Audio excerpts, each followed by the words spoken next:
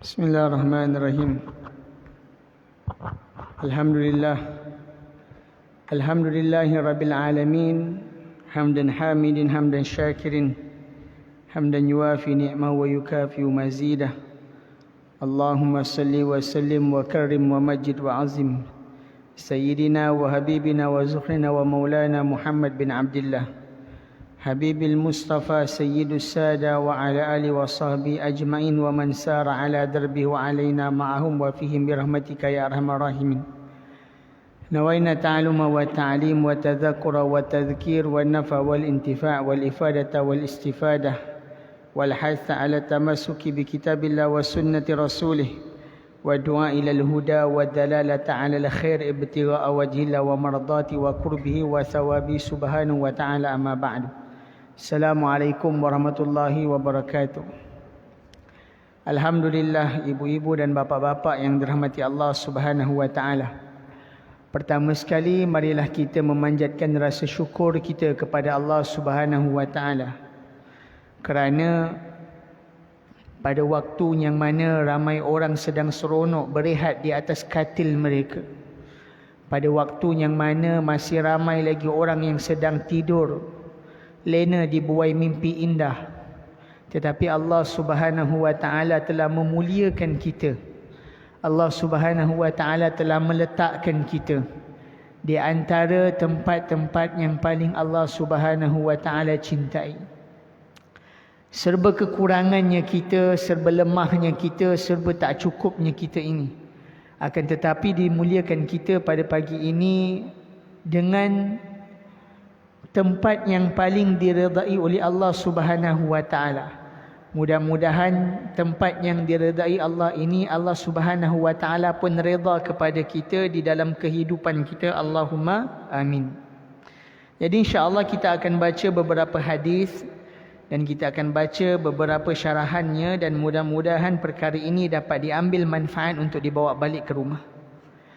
Jadi di antara hadis yang pertama, iaitu hadis yang menceritakan tentang pergaulan. Bagaimana hari ini orang muda ataupun orang tua, lelaki ataupun perempuan, bagaimanakah pergaulan yang sepatutnya yang diperlukan. Sabda baginda Rasulullah SAW di dalam hadis. Hadis inilah hadis yang sahih diriwayatkan oleh Al-Imam Tabrani. Sabda baginda Rasulullah SAW, jalisul kubara, wasailul ulama, wa khalitul hukama. Maksudnya, duduklah dengan orang-orang yang berusia. Nak panggil tua, ada bapa yang nampak macam masih muda lagi kan. Jadi kata Nabi, jalisul kubura, duduklah dengan orang yang dah lanjut usianya. Wasailul ulama, dan bertanyalah kepada para alim ulama. Wa khalitul hukama, dan ambillah manfaat daripada ahli-ahli hikmah. Jadi dekat hadis ini dipecahkan kepada 3 bahagian. Bahagian yang pertama, Nabi kata kepada kita, duduklah dengan orang yang lanjut usia. Kenapa kena duduk dengan orang yang lanjut usia? Sebab orang yang lanjut usia ini, barangkali di dalam kehidupannya pengalamannya lebih banyak. Kalau orang muda ni kadang-kadang dia terlampau terburu-buru di dalam melakukan satu keputusan. Tetapi Nabi kata jalisul kubra, duduklah dengan orang yang lanjut usia. Sebab apa? Sebab orang yang lanjut usia ini barangkali dia lebih lagi makan garam daripada orang muda. Tetapi khusus di dalam bab ni, kata Nabi, duduklah dengan orang yang lebih lanjut usia dia. Sebab orang yang lebih lanjut usianya, terkadang mereka ini punya sifat, iaitu sifat yang tidak terburu-buru di dalam melakukan keputusan. Sebab itu kalau kebiasaan di dalam satu kumpulan ataupun di dalam satu kaum, pasti dan pasti akan ada rujukan orang tua. Kalau biasa kita di kampung, kita ada tok sidang kan. Biasa tok sidang ni jarang tok sidang umur 25 macam saya. Jarang. Biasa tok sidang ni umur dia dah lanjut 40 ke atas, sudah 50, 60. Ada yang dah 80 pun ada. Sebab apa? Sebab mereka ni lebih banyak pengalaman dia. Setiap perkara yang dilakukan akan diamati dahulu. Bagaimana baik dan buruk setiap perkara yang dilakukan. Sebab itu di dalam sesuatu kumpulan, pasti dan pasti kena ada orang tua. Bila mana sesuatu kumpulan ataupun sesuatu kaum tidak ada orang-orang tua yang melontarkan nasihat, maka kebiasaannya kumpulan ini akan hancur binasa. Kebiasaannya kumpulan ini dia akan terumbang-ambing. Dia akan buat satu keputusan dengan mengikuti kehendak nafsu amarah dia. Terutamanya lebih-lebih lagi orang muda. Bila orang muda, darah pun masih muda, maka dia punya ego tu agak tinggi lagi. Dia punya fikir tu agak cetek lagi. Di dalam bab ini. Jadi sebab itu di dalam satu perkauman ataupun di dalam satu kumpulan, kena ada orang yang lanjut usianya. Kemudian sabda Nabi lagi, kata Nabi, wasailul ulama. Kalau bab tadi tentang pergaulan, tentang pendapat, kita memerlukan orang yang berumur. Di dalam bab wasailul ulama, iaitu bertanyalah kepada para ulama, di dalam bab ini tidak ada had umur. Al-Imam Syafi'i rahimahullahu ta'ala, ketika waktu zaman hidup dia, dia sudah bisa mengeluarkan fatwa pada umur 15 tahun. Jadi kalau dinilai ilmu dengan kadar umur, maka Al-Imam Syafi'i tak boleh keluarkan fatwa pada umur 15 tahun. Apalah sangat budak umur 15 tahun. Kalau kita tengok hari ni anak-anak kita 15 tahun pun barangkali nak beli coklat pun masih minta duit kita lagi. Jadi apa nak dikiralah sangat budak umur 15 tahun.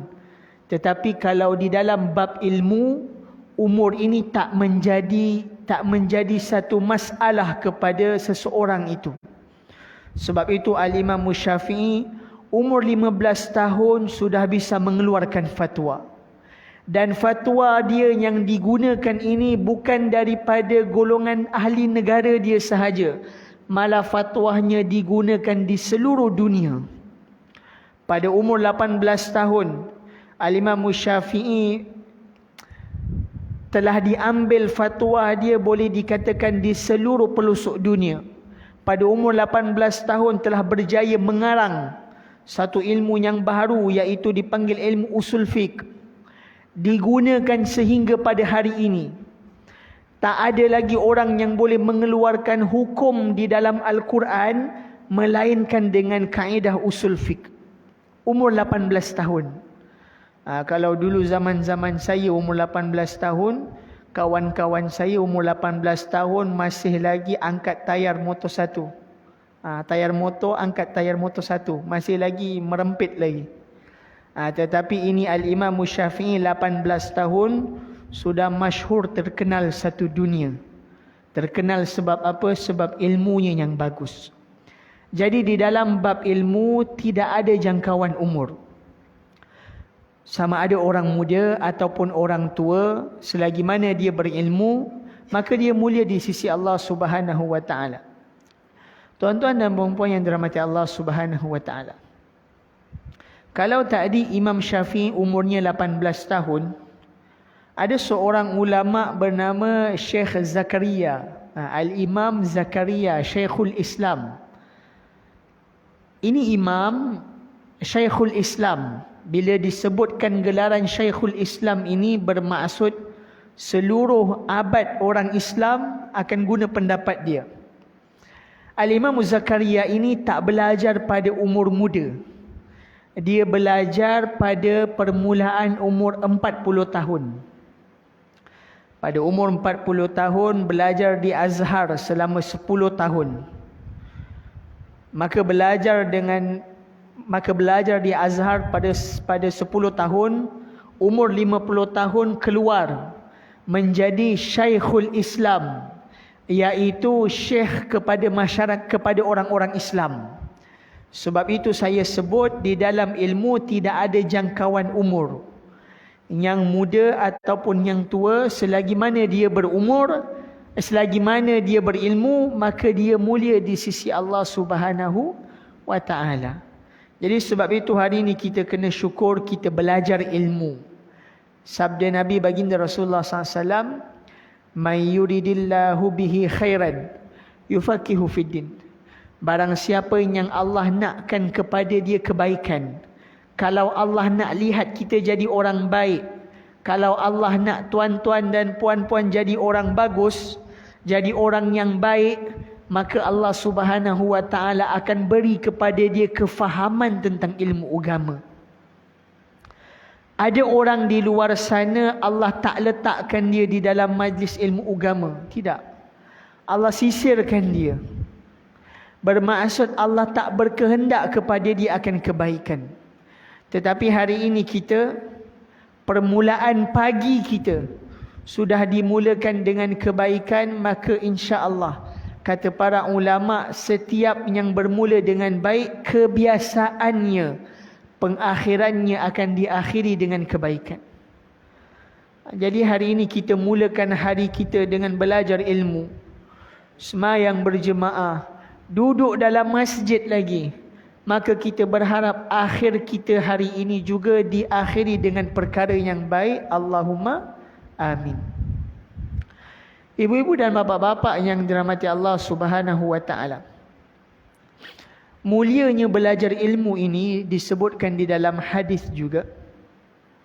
Bila mana seseorang keluar daripada rumah, bapa-bapa dan ibu-ibu keluar daripada rumah di dalam hati dengan niat, oh saya nak pergi masjid hari ini, saya nak belajar ilmu. Lintas je niat di dalam hati untuk belajar ilmu, maka para malaikat yang berada di sekeliling kita ini menghamparkan sayapnya. Kalau biasa kita kenal malaikat Jibril alaihissalam. Di antara malaikat yang masyhur, malaikat Jibril alaihissalam. Malaikat Jibril alaihissalam ini mempunyai 600 sayap. 300 sayap belah kanan, 300 sayap belah kiri. Jadi bila kita niat di dalam hati, saya nak keluar rumah, saya nak belajar ilmu, maka para malaikat yang lain ini bila tahu saja niat ibu-ibu dan bapa-bapa keluar rumah nak belajar ilmu, maka mereka pergi di samping kita, mereka menghamparkan sayap. Tak angkat sayap, letakkan sayap. Apakah tanda dia? Tanda dia menghormati, memberi penghormatan kepada kita. Tak nak angkat sayap. Jadi ini kemuliaan orang yang belajar ilmu. Ikan-ikan di lautan, makhluk-makhluk Allah yang berada di lautan, bila dia tahu ada seorang hamba Allah keluar daripada rumah nak belajar ilmu, maka ini makhluk yang berada di lautan memohon keampunan bagi orang tersebut. Ya Allah, ighfir lahum ya Allah.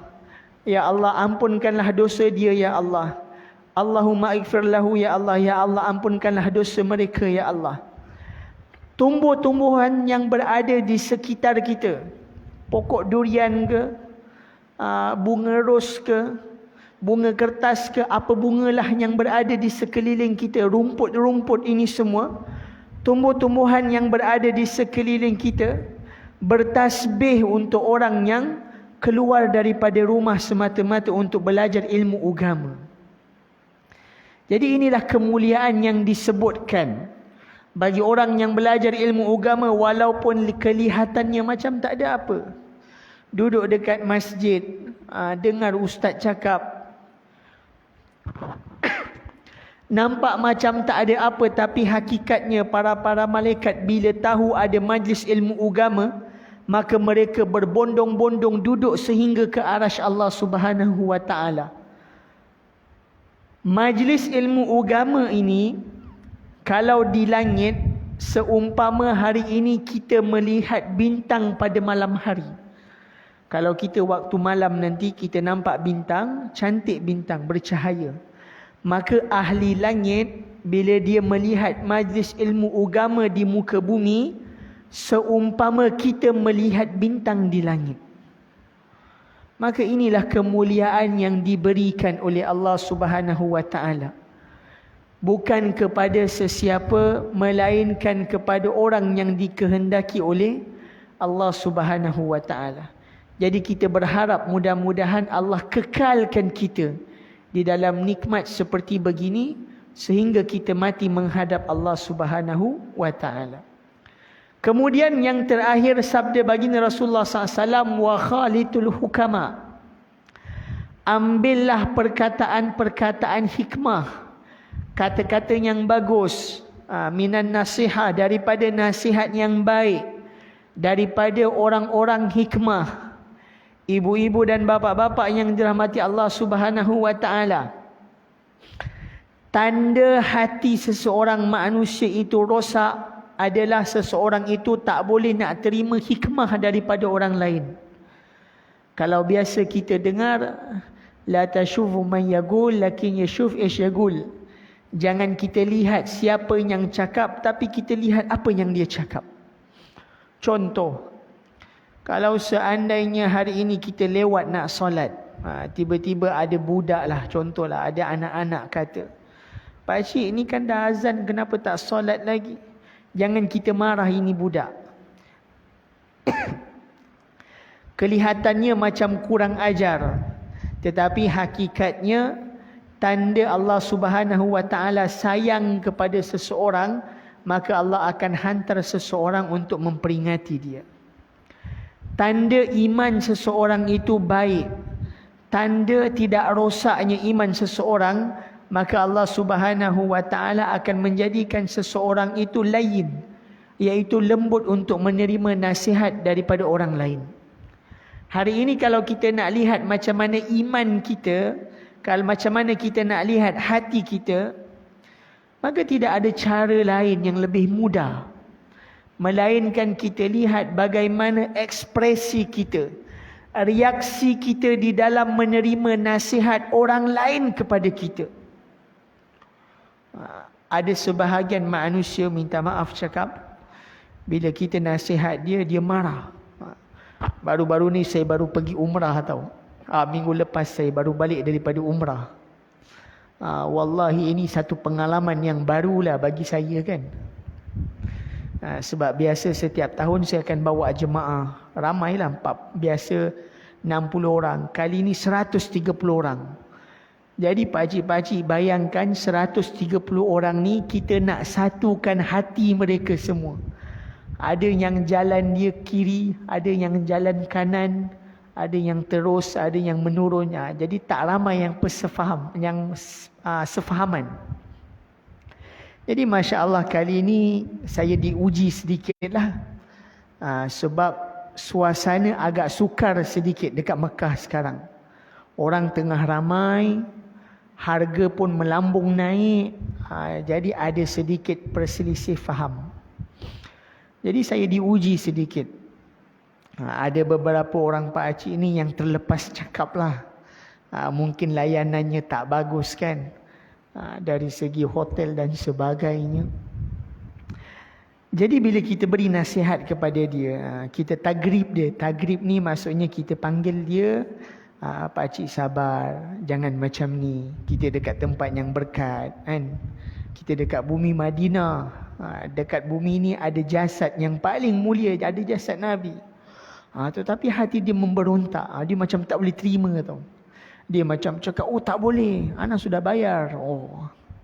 Bila keluar perkataan macam ni, maka runtuhlah keikhlasan kan. Ana dah bayar, saya dah bayar.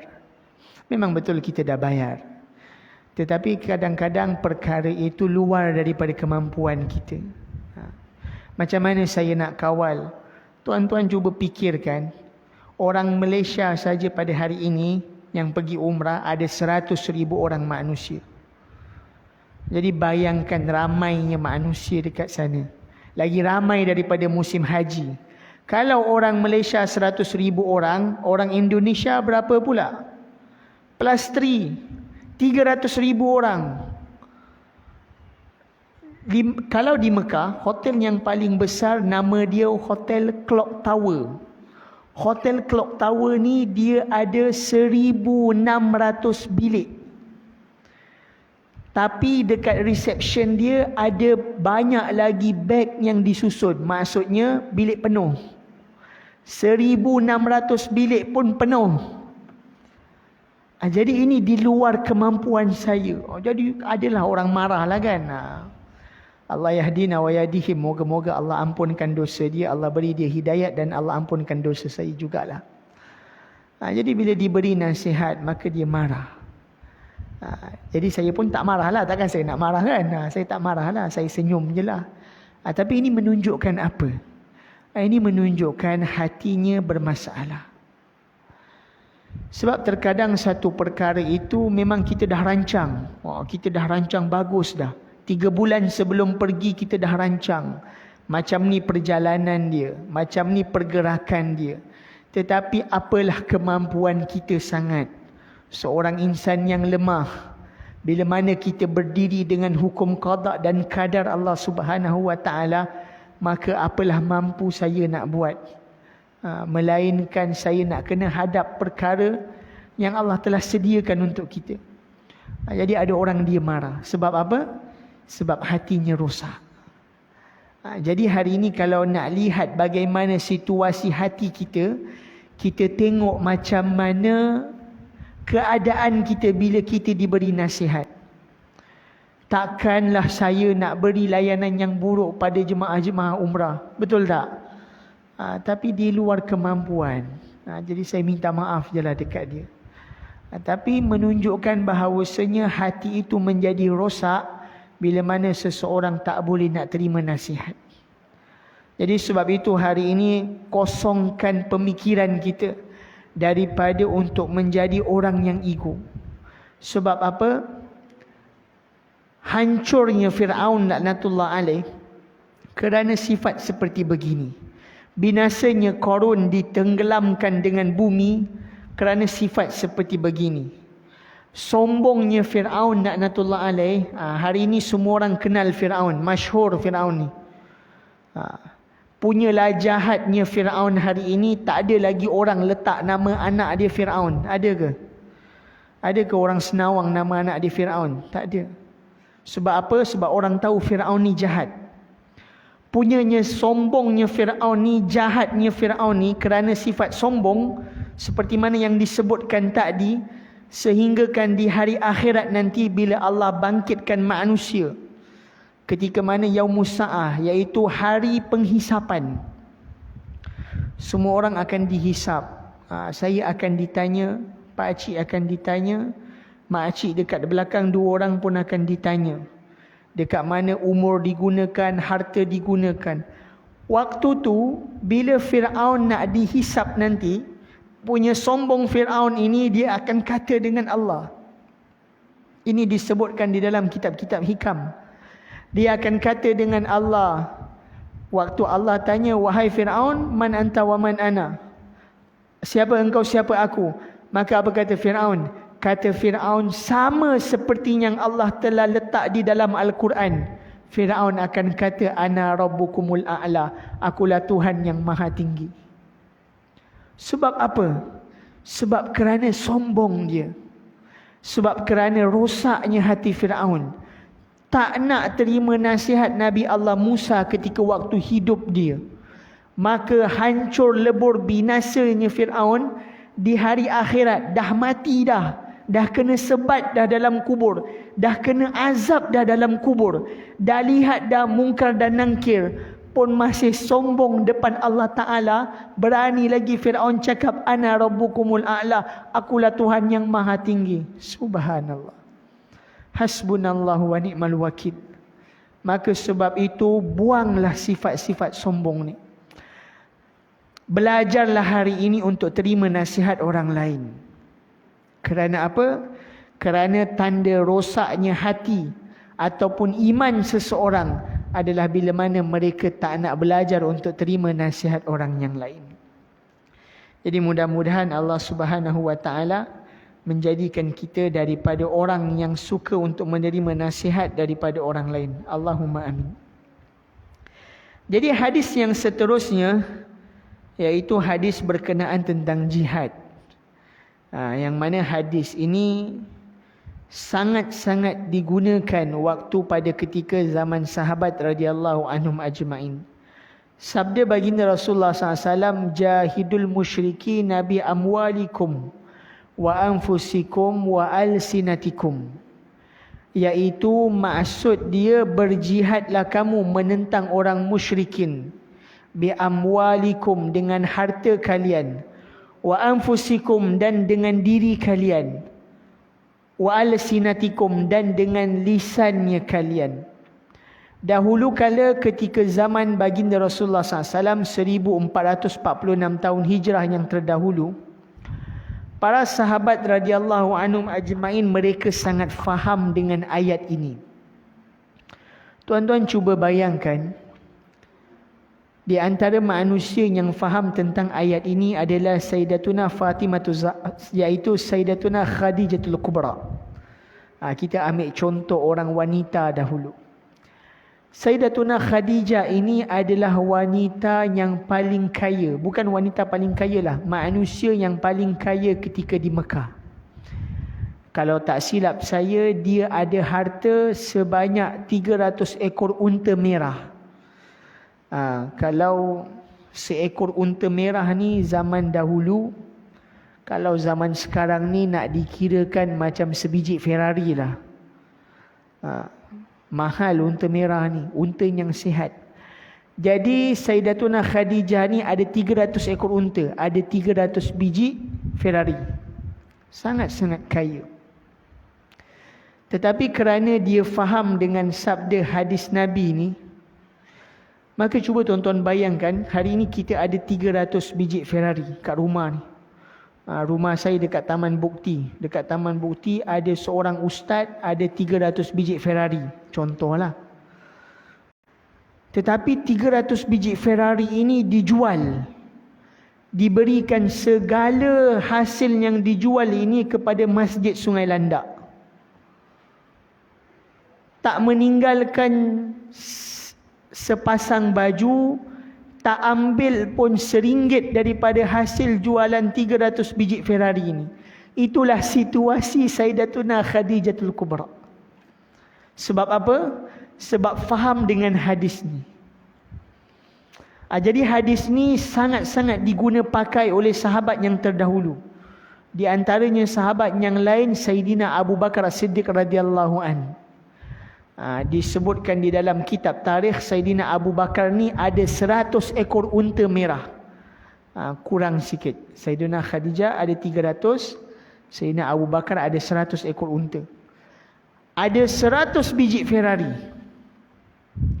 Dijualkan 100 biji kereta Ferrari ini, keseluruhan daripada hasil jualan ini diberikan kepada Masjid Sungai Landak. Semata-mata untuk membina ekonomi orang Islam. Bila mana ditanya kepada Sayyidina Abu Bakar, ya Abu Bakar, ma tarakta, apa yang telah kau tinggalkan kepada ahli keluarga engkau?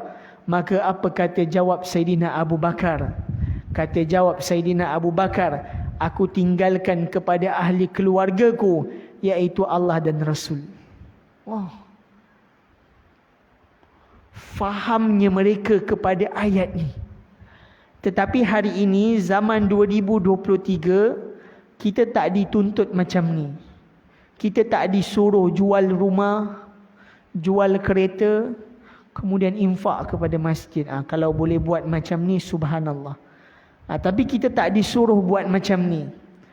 Tetapi kita disuruh untuk membantu Islam, membantu agama ini, menentang orang-orang kafir dengan segala macam apa kemampuan yang kita mampu.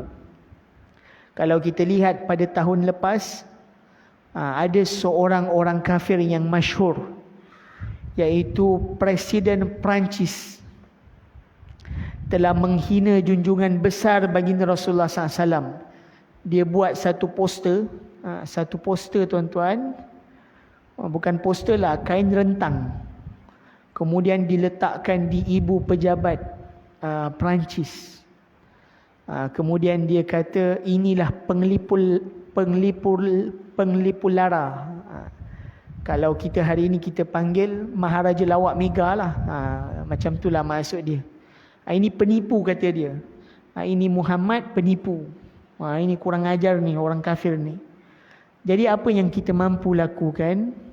Kita tak mampu nak pergi sana, nak pergi marah dia. Tapi apa yang kita mampu? Kita mampu untuk membenci kekufuran yang dia lakukan ini. Ustaz, macam mana situasinya kalau saya rasa macam tak apalah, biarkanlah dia. Suka hati dia lah dia nak buat apa. Maka kita berdosa di sisi Allah Subhanahu Wa Taala. Sebab apa? Sebab tak mempertahankan agama kita. Jadi sebab itu jahidul musyrikin. Lawanlah orang musyrikin ini bi amwalikum dengan harta, wa anfusikum dengan diri kita, wa alsinatikum dengan perkataan kita. Semata-mata untuk menegakkan syiar Allah Subhanahu Wa Taala. Tuan-tuan dan puan-puan yang dirahmati Allah Subhanahu Wa Taala, Nabi telah membangunkan agama ini dengan nyawa dan darah.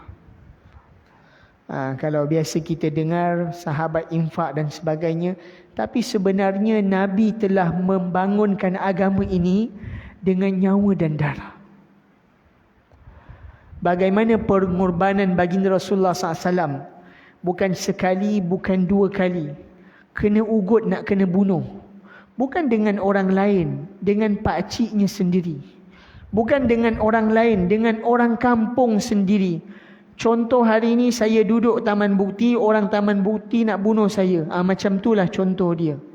Nabi ni itulah situasi dia. Orang kampung dia nak bunuh dia. Pakcik dia nak bunuh dia. Semata-mata kerana menyebarkan Islam. Jadi hari ini sebagai orang Islam, adakah mungkin mata kita ni nak lihat je agama ini dipijak-pijak oleh orang lain? Adakah hari ini kita nak lihat orang kafir semata-mata senang-senang je nak menghina Islam ni? Kalau hari ini ada sifat seperti begini, maka kita berada di dalam keadaan yang sangat bahaya. Sebab itu hari ini orang Islam walaupun berbeza pendapat, walaupun berbeza pemikiran, tetapi bila mana menyebut tentang Islam, bila mana ada orang menghina Islam, maka seluruh orang Islam kena ambil bahagian untuk mempertahankan Islam.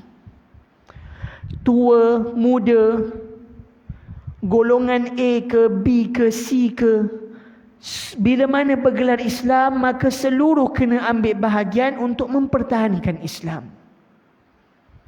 Sebab apa? Sebab inilah matlamat kehidupan kita. Sebab inilah tujuan kehidupan kita.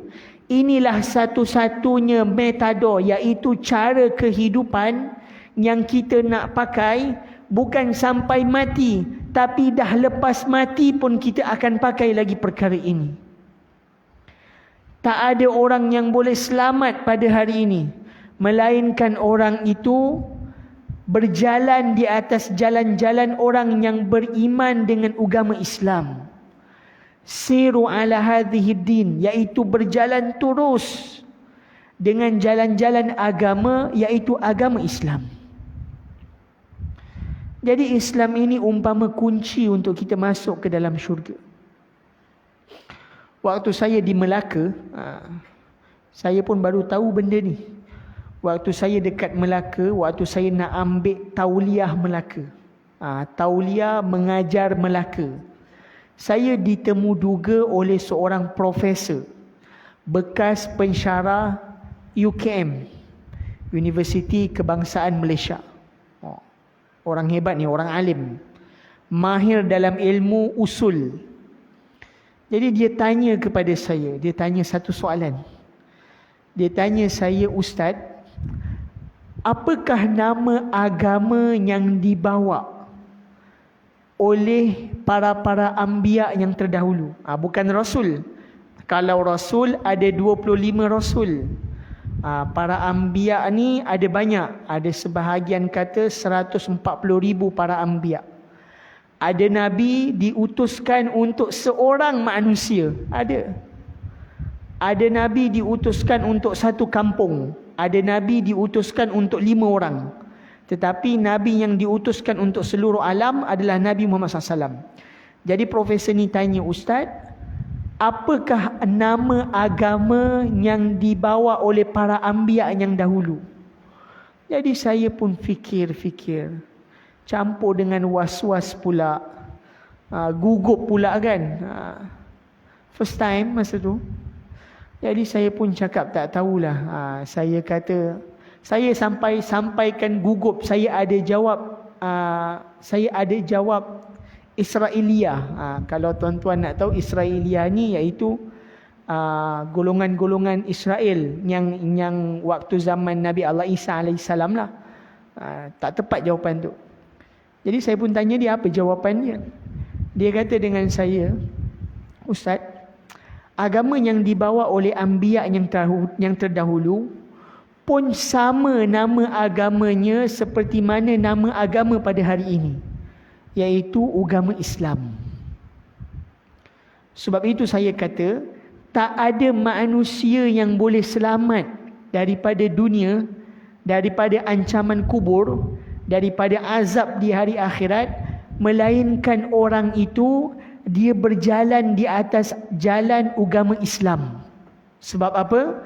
Sebab anbiya yang terdahulu, walaupun dia diutuskan untuk seorang lelaki, maka seorang lelaki itu agama dia adalah agama Islam. Jadi sebab itu hari ini nak kena pertahankan. Apa juga situasi, bila syak, tanpa perbezaan pendapat, semua ulama sepakat bila mana menyebut tentang Islam, maka semua orang Islam kena mempertahankan Islam. Kalau kita lihat para sahabat radhiyallahu anhum ajmain terdahulu, contohnya Sayyidina Ja'far At-Tayyar, mendapat gelaran At-Tayyar yang mempunyai kepak. Kenapa dia dapat gelaran yang mempunyai kepak? Sayyidina Ja'far At-Tayyar ini meninggal pada waktu tahun kedua Hijrah, pada waktu 7 Syawal. Terjadinya perang yang hebat, iaitu disebut Perang Uhud. Diperintahkan kepada Ja'far At-Tayyar untuk pegang bendera Islam, panji-panji orang Islam. Jadi ketika berperang, waktu bendera ini dipegang pada tangan kanan, maka tangan kanan ini telah ditebas. Jatuh tangan kanan. Jadi Ja'far At-Tayyar tak nak bagi bendera ni jatuh, sebab bendera ni adalah La ilaha illallah Muhammad Rasulullah. Maka diambil bendera ini dengan tangan kiri. Pedang lawan lagi, lawan. Tangan kiri ini ditebas. Longlai, jatuh, gugur. Ini bendera tak nak bagi jatuh ni. Ini bendera orang Islam, azim, mulia. Apa buat ini Sayyidina Ja'far At-Tayyar? Bendera ini dikepit dengan kedua-dua tangan yang telah terputus. Contohlah kalau potong tangan kanan waktu tu kat sini, kemudian kena potong kat sini, dipeluknya bendera dengan kedua-dua tangan. Inilah pengorbanan sahabat. Jahidul musyrikin bi amwalikum. Berjihadlah menentang orang kafir dengan harta, wa anfusikum, dan dengan diri. Inilah yang dilakukan Sayyidina Ja'far At-Tayyar. Kemudian bila dikepit dengan kedua tangan, ditikam Sayyidina Ja'far At-Tayyar, sehingga kan disebut ada 80 bekas tikaman. Syahid meninggal ada 80 bekas tikaman dekat badan. Rebah, mati, syahid. Bila Nabi datang, Nabi lihat jenazah Sayyidina Ja'far At-Tayyar, maka Nabi kata, inilah Ja'far At-Tayyar, iaitu yang mempunyai sayap. Nanti di hari akhirat, kata Nabi, Ja'far At-Tayyar ni akan masuk syurga dengan menggunakan sayapnya. Inilah pengorbanan jihad orang-orang Islam terdahulu. Hari ini tuan-tuan, kita tak disuruh pun potong tangan nak berperang, tak ada. Tetapi pertahankanlah agama kita dengan seberapa mungkin yang kita mampu. Mudah-mudahan berkat kita mempertahankan agama kita ini, Allah Subhanahu wa taala matikan kita, muliakan kita seperti mana Allah muliakan Sayyidina Ja'far At-Tayyar radhiyallahu an. Jadi saya rasa cukup saja dahulu sampai di sini.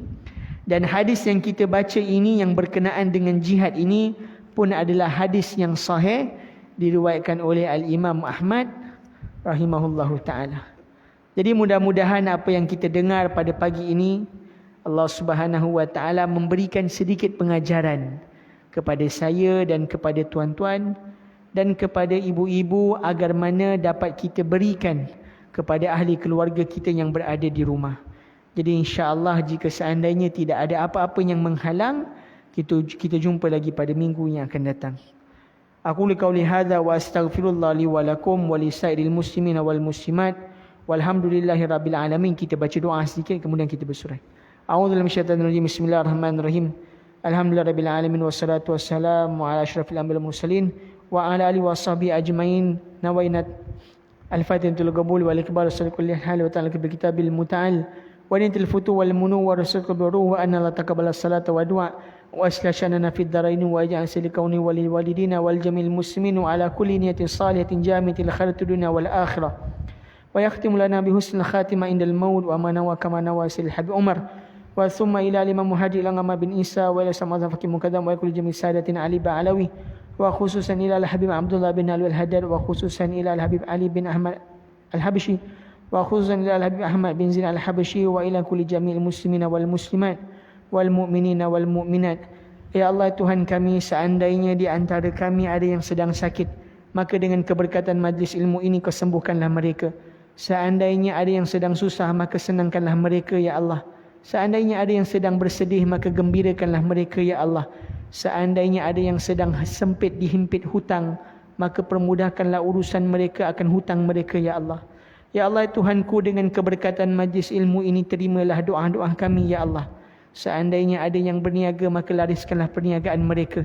Kalau ada yang bekerja, maka permudahkanlah urusan kerja mereka. Ya Allah Tuhan kami, berkatilah hidup kami, kabulkanlah setiap hajat kami. Jadikanlah keluarga kami, isteri-isteri kami, suami-suami kami, anak-anak kami daripada orang-orang yang Engkau redai ya Allah. Berkatilah seluruh apa yang mereka lakukan ya Allah. Rabbana zalamna anfusana wa illam taghfir lana wa tarhamna lanakunanna minal khasirin. Rabbana atina fid dunya hasanah wa fil akhirati hasanatan wa qina azabannar. Tidak ada tempat yang lebih layak kami meminta melainkan kepada Engkau ya Allah. Wardallahumma an sadatina Abi Bakr wa Umar wa Uthman wa Ali wa anis sahabati ajmain. Wa sallallahu ala sayyidina Muhammadin nabil ummi wa ala alihi wa sahbihi baraka wa sallam. Subhana rabbika rabbil izzati amma yasifun. Wassalamun alal mursalin walhamdulillahi rabbil alamin. Taqabbalallahu minkum.